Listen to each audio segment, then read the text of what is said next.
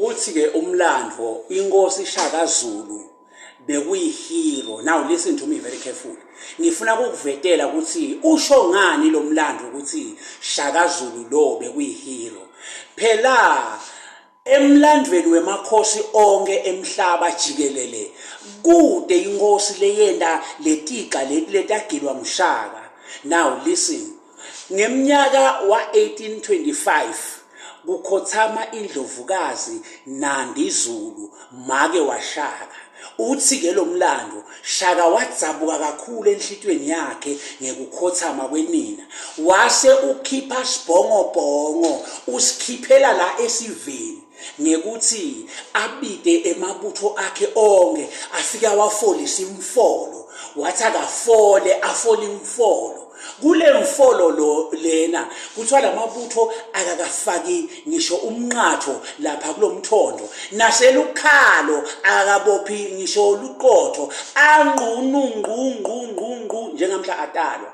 Kuthiwa ke kuleyo mfolo Shaka wase upitathi Dzandzane letimane emabele lemile asembo imjijana icine isenswi yome isera.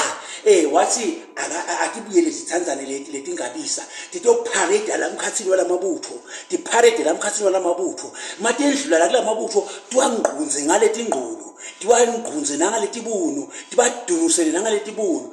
Kuthiwa ke Shaka ke yena uphethe isikhali uyabuka naye uyapharade ngesikhathi kwabonakala lapha kulamabutho kwabonakala lo mthondo sewuqina ubheluda uthi bhelu